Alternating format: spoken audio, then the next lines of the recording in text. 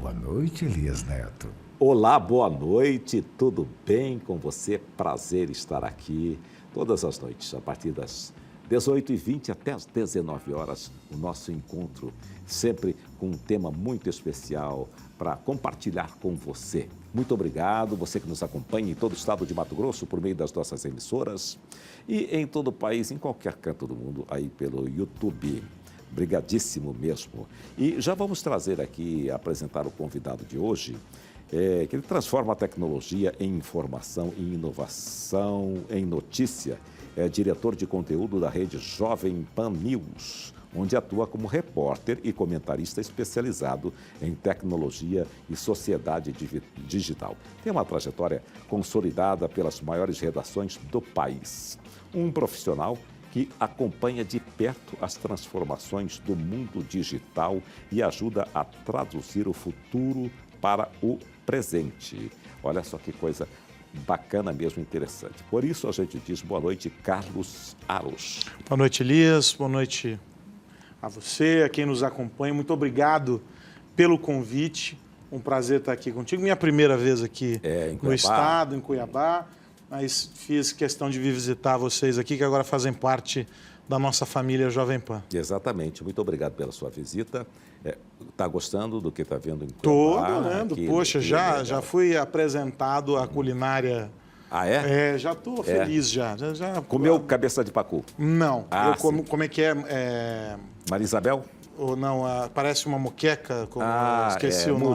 Mojica, adorei esse negócio, muito bom. Muito sensacional, muito bacana. Bom. Agora dizem que quem come cabeça de pacu não sai mais daqui. Ah, é? Tá sabendo disso? Olha só. O cara fica mesmo e não tem jeito. Vicia. Exatamente. já te chamaram de Carlos Zara? Ah, muitas vezes. Aliás, uma das minhas primeiras entradas no ar, o apresentador do jornal Jovem Pan, na época era o Anchieta Filho, e ele foi me chamar, e na época um dos ministros do Supremo era o ministro Carlos Aires Brito. Carlos Aires Brito. E aí o Anchieta foi me chamar, informação com o repórter Carlos Aires. E aí na volta ele corrigiu. Então eu viro parente de um monte de gente. Tem o meu ministro, o procurador Aras, o ex-ministro Aires Brito. Já me chamaram de Arroz, Arós. E não é um nome muito difícil, mas... né? Mas é diferente, aí a coisa mais ou menos que complica, né? Muito bem, você é diretor de conteúdo. Diretor de jornalismo da rede Jovem Pan agora, isso, diretor de jornalismo. Certo. E como é que está essa... É uma nova experiência ou você já vem... Porque você é repórter... Eu tive um tempinho fora, fiquei um tempo fora da PAN. Eu saí da PAN em 2024 para um outro desafio e na época eu era diretor de conteúdo. E aí nessa reestruturação, enfim, algumas mudanças na PAN, recebi o convite para retornar para ocupar a direção de jornalismo, integrando, né, as rádios, TV e o digital. Então não é um desafio necessariamente novo, já estou há bastante tempo lá na PAN, mas é uma posição diferente, tendo agora uma atribuição também editorial, não só com uma visão mais de produto ou do operacional. Então é sempre a oportunidade de aprender e fazer coisas novas, desafios novos. Mas como experiência é aquela vida que a gente que cresceu em redação gosta, da correria do dia a dia, do factual. É uma programação 24 horas de jornalismo e que nos desafia a estar a par e passo com o que está no noticiário, entender a melhor forma de traduzir isso para quem está em casa e nos acompanha. São temas muitas vezes áridos, né, de economia, agora geopolítica, com toda essa questão envolvendo aí Irã, Israel, Estados Unidos e tal.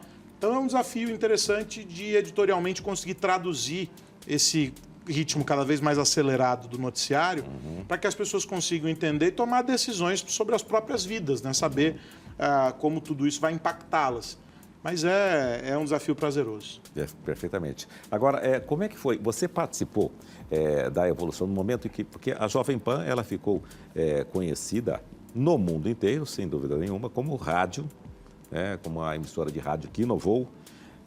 Inclusive, ela foi copiada quando ela passou a trabalhar isso. Eu ouço há muito tempo, né? trazer, por exemplo, informações do trânsito. Isso, prestação de prestação de serviço. E aí ela se consolidou dessa forma. De repente, você tem uma televisão, que é a televisão Jovem Pan. Você participou desse processo todo? Desse processo. A televisão, na verdade, ela é uma terceira etapa dentro dessa transição que a gente viveu, né? Porque nós começamos, como você bem colocou, como uma emissora eminentemente paulistana, né? Era o Vambora, Vambora, aquela coisa de olhar muito ali para São Paulo, uma emissora muito identificada com o público da cidade de São Paulo. O AM, por força da distribuição de sinal, hoje a gente tem pouco AM por aí, mas Sim. da distribuição, quase todo mundo migrou para o FM, mas ele alcançava mais longe, né? Sim. Os mais novos talvez nem lembram, mas o AM ia longe, então a gente tinha uma cobertura grande no interior. A Jovem Pan passou a ser uma emissora muito forte, muito presente em todo o estado de São Paulo, portanto. E aí, há 32 anos, se não estou enganado, deu-se início ao projeto da Rede Jovem Pan Sat, que começa com a expansão da Jovem Pan 2, a Jovem Pan FM. E aí, no Brasil inteiro, começou-se a construir essa rede de emissoras afiliadas. Então foi uma primeira expansão, deixando ali o nosso quintal cidade de São Paulo, o nosso quintal um pouco maior ali, o estado, para começar a ganhar o país. Mas a virada que nos faz, lá em 2013, 2012, 2013, nos faz começar a dar um outro passo, é quando a gente formaliza a construção da Rede Jovem Pan News de rádio. É o início do projeto, em 2014 a gente coloca ela no ar. E a Rede Jovem Pan News é o embrião desse projeto de uma programação all news com uma linguagem mais moderna, mais ágil, sem perder essas características que você colocou da prestação de serviço, de um olhar atento para o consumidor. Eu lembro até hoje, por exemplo, do telefone do ouvinte, o 3253-7374, que era o telefone do Jovem Pan Serviços. Perfeito. O pessoal ligava na redação e essa coisa toda. Em 2014, 2015, a gente inicia o processo com o YouTube, que foi a criação do nosso canal, começar a fazer os programas da rádio com transmissão de imagens no YouTube, que deu origem àquele nosso slogan há muito tempo, né? A rádio que virou TV. Então, todo mundo nos acompanhava pelo digital, pelo YouTube. Esse foi um ponto de virada importante, de transição, por alguns fatores. O primeiro fator é a construção de uma nova linguagem, porque a gente tinha que atender a quem estava nos acompanhando pelo vídeo, sem perder a identificação e a relevância para quem estava nos acompanhando pelo rádio. Pelo rádio. E permitiu, por força da dinâmica da construção do ambiente digital, nos permitiu acessar uma audiência que não sabia o que era a Jovem Pan. Não era incomum a gente receber comentários lá no chat do YouTube, nas postagens. Poxa, isso é uma emissora de rádio? Porque a gente era muito forte na região sudeste, ali no estado de São Paulo. Sim. E a rede era muito forte com a programação musical. Ninguém estava consciente, fora dessas regiões, do que era aquele produto. E aí a gente começa a crescer no digital. A Jovem Pan chegou a um ponto de relevância como player no digital. Nós fomos apresentados pelo Google como um case global de rádio fazendo a construção multiplataforma. Nosso presidente foi até os Estados Unidos apresentar o nosso case, mostrar para veículos do mundo todo o que era a iniciativa da Jovem Pan aqui. E a gente alcançou um tamanho, uma relevância, que nos permitiram, numa conta que o próprio YouTube fez, alcançar o seguinte volume de audiência. 1/3 de todas as pessoas conectadas ao YouTube no Brasil passavam pelos canais, pelos conteúdos da Jovem Pan. Isso é muita coisa. E aí, como uma terceira fase dessa transformação, então, primeiro a consolidação das duas redes de rádio, com um intervalo de quase 20 anos entre a primeira e a segunda rede. Depois, a migração para o digital, vem o projeto da televisão, no cabo, o Pay TV. E essa terceira fase, ela vem quase que numa sequência invertida, aquela que naturalmente aconteceu para os grupos de mídia do Brasil. A maior parte deles já estava na televisão quando migrou para o digital. Sim. Nós levamos a linguagem, a agilidade, a simplicidade que a gente conseguiu desenvolver e adaptar para o digital para a televisão. E aí a última e mais recente transição é a da TV aberta, que também nos exige uma outra linguagem, um outro tipo de exercício, trabalhar uma outra lógica e que ganha força, por exemplo, com o ingresso na rede de TV aberta de emissoras como a TV Cidade Verde, aqui no estado, com a capilaridade, com a cobertura, com a relevância do trabalho que a TV Cidade Verde faz. Então, essas 3 fases, acompanhadas desse movimento que é a fase atual, né, o quarto, são a nossa jornada de expansão, sem nunca perder de vista que o rádio é e continua sendo para nós um pilar absolutamente estratégico dentro desse ecossistema. Muito bem, quer dizer, agora entendi por que o meu querido João Roberto Curti, ele pôde usar a abertura, né?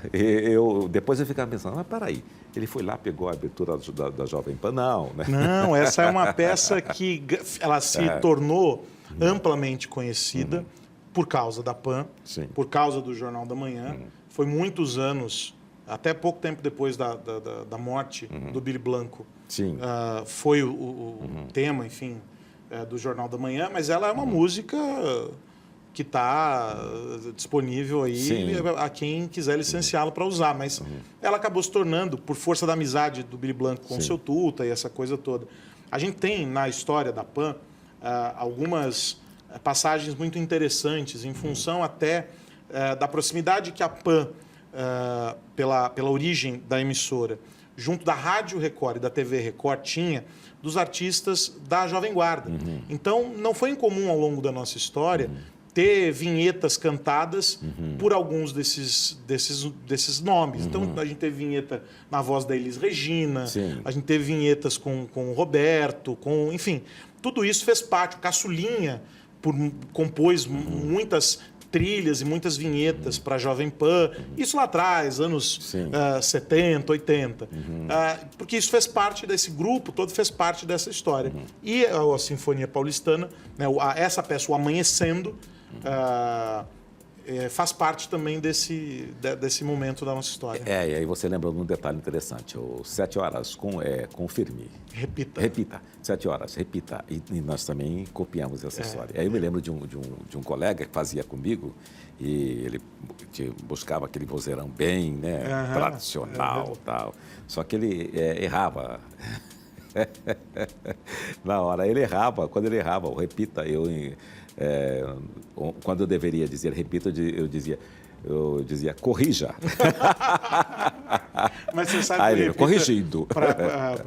Era um vício, um automático tão grande que às vezes você estava no estúdio fazendo alguma coisa, alguém dava horas, você nem precisava dar o repita, você já ia no ímpeto de dizer repita, que fica tão no teu inconsciente. No teu inconsciente, na memória afetiva. Hoje a gente preserva o repita no Jornal da Manhã. A programação mudou a linguagem, houve uma evolução natural das coisas, mas o repita eu vou dizer assim, que é um charme, uma tradição que a gente preserva. Então, no Jornal da Manhã, vocês ouvem ainda o repita bastante. O repita, né?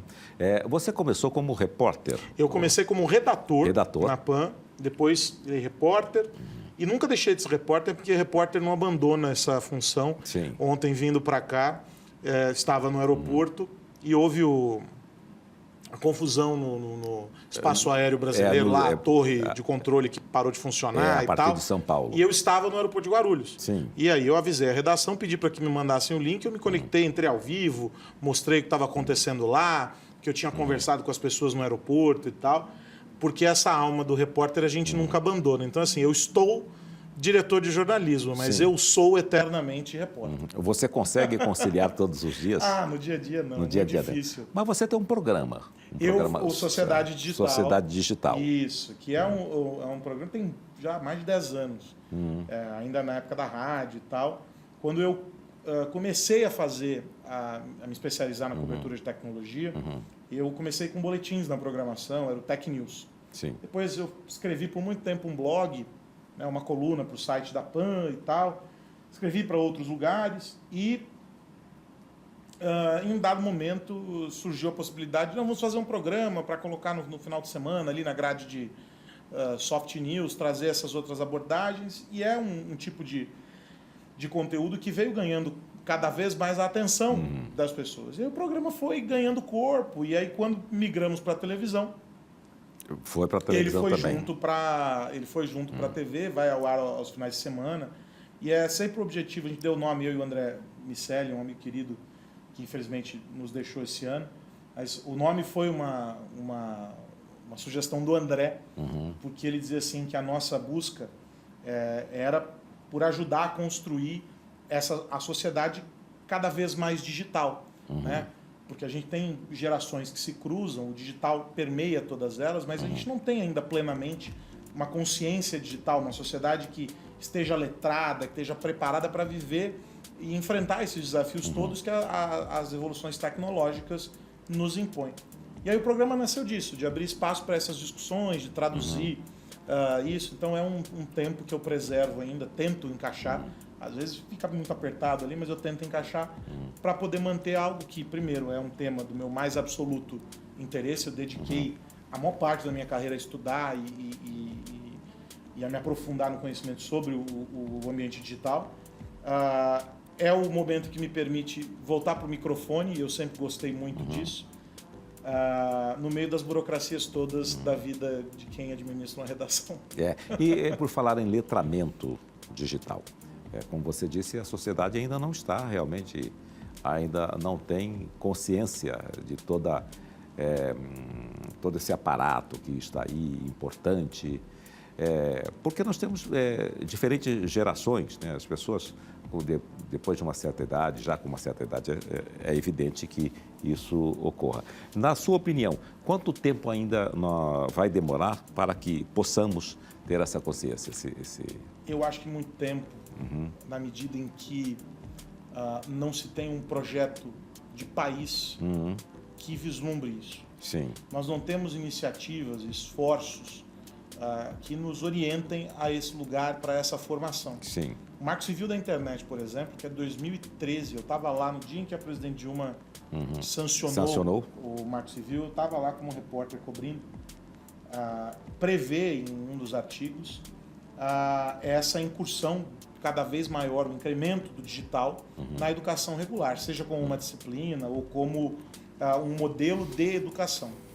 Quantas escolas públicas, seja estadual ou seja municipal, carregam em seus currículos ou modelos de ensino a previsão dessa formação para o digital? É um equívoco a gente achar que nós vamos formar uma geração preparada para esses desafios só porque a escola tem uma sala de informática e eu ofereci acesso a um software ou outro. Não se trata disso. O letramento digital pressupõe que a gente passe a ver o mundo sob a ótica do digital. Então, junto do ensino de português, de matemática, nós deveríamos incluir pelo menos uma linguagem de programação ou algumas linguagens de programação. Ensinar a escrever linhas de código. Não com o pressuposto de que nós vamos ter desenvolvedores de software saindo a rodo das escolas. Isso não. Mas com o objetivo de fazer com que os engenheiros que virão, os jornalistas que virão, os médicos que virão, tenham em si o conhecimento, o entendimento de como o mundo digital funciona, para que eles consigam operar e trazer aquilo para as carreiras deles. E o que acontece hoje? Pela ausência dessa formação básica, algumas carreiras, por exemplo, das áreas de engenharias, têm ocupado um slot da formação universitária, da graduação, para ensinar a programar. Porque é um conhecimento necessário para o desenvolvimento de uma série de mecanismos, uma vez que o digital está na nossa vida. Sim. Não há nada que a gente faça no nosso dia a dia, profissionalmente ou pessoalmente falando, que não tenha pelo menos um ponto de contato com a tecnologia. Sim. E esse ponto de contato exige que você entenda o motivador, o que está por trás daquela ferramenta. É por isso que as pessoas morrem de medo dessa coisa, a inteligência artificial e tal. porque elas sequer sabem qual é a lógica por trás daquilo.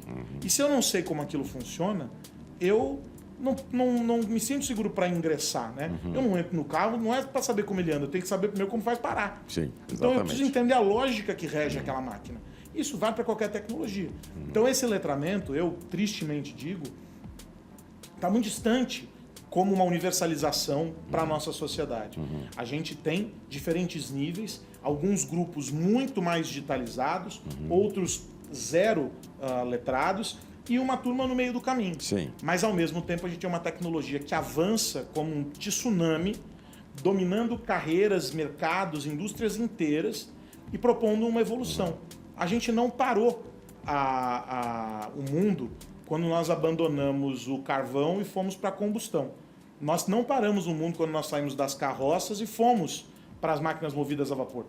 Ou seja, a gente foi deixando coisas para trás. E nós estamos assistindo, talvez, desde o surgimento da internet, ao momento mais agudo dessa transição, que é uma tecnologia que orquestra todas as outras, a inteligência artificial, e que, portanto, tem a capacidade de substituir tarefas inteiras desenvolvidas por humanos, áreas inteiras dentro de empresas. E a gente precisa discutir como é que a gente vai se relacionar com isso.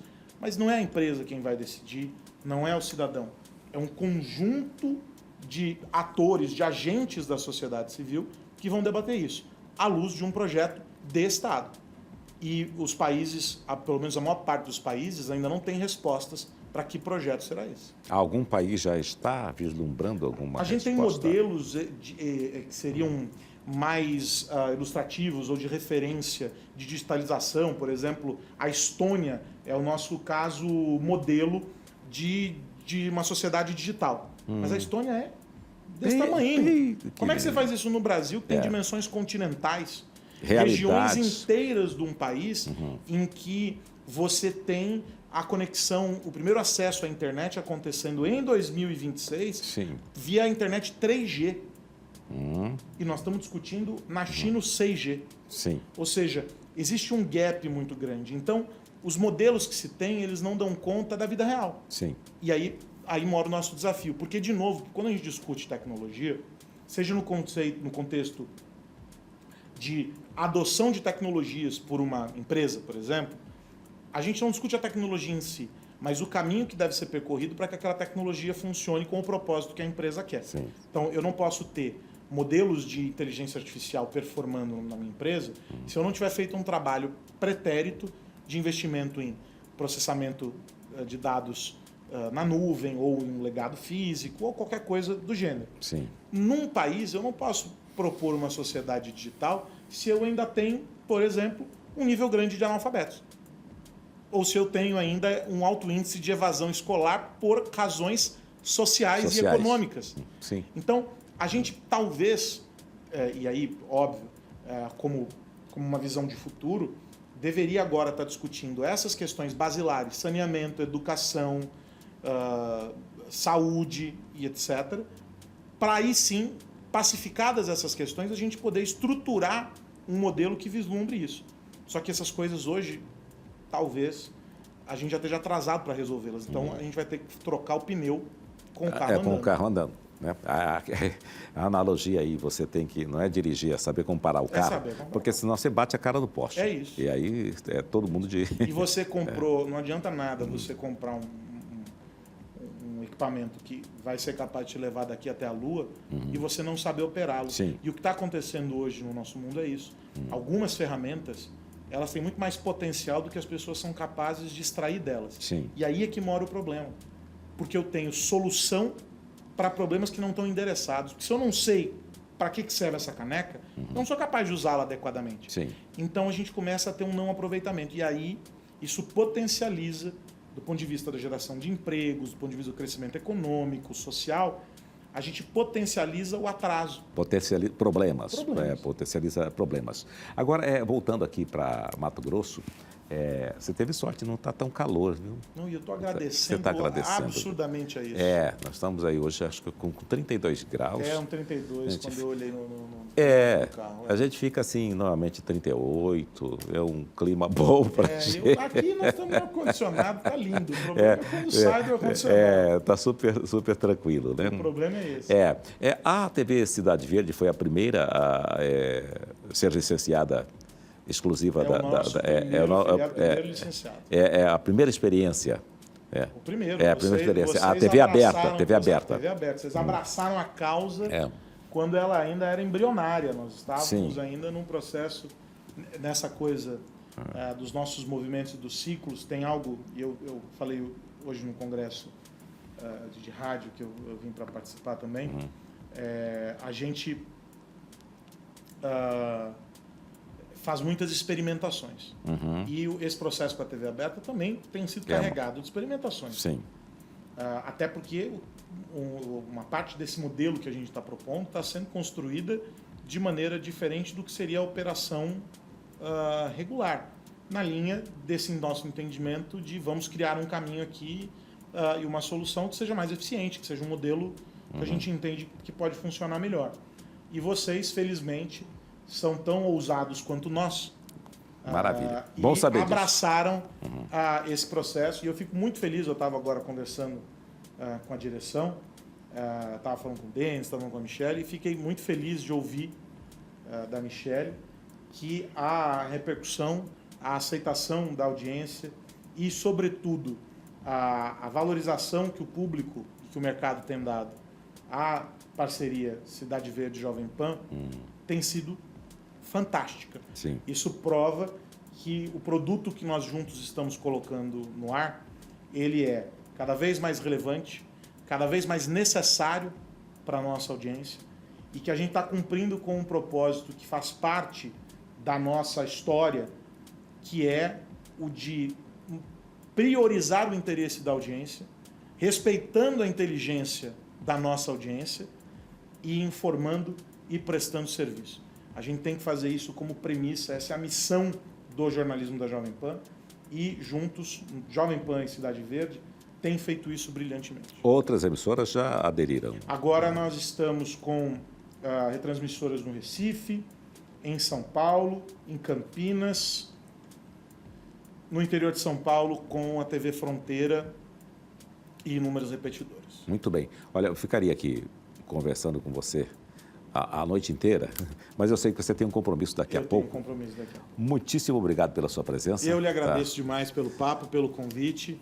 Quero, de novo, parabenizar o Grupo Cidade Verde, agradecer por essa prolífica parceria, dizer que a gente acredita muito nesse projeto e que vocês aqui são parceiros de primeira hora e que têm conseguido, num alinhamento dos astros, fazer com que esse projeto ganhe força com um grupo que acredita nos mesmos valores e no mesmo propósito que nós.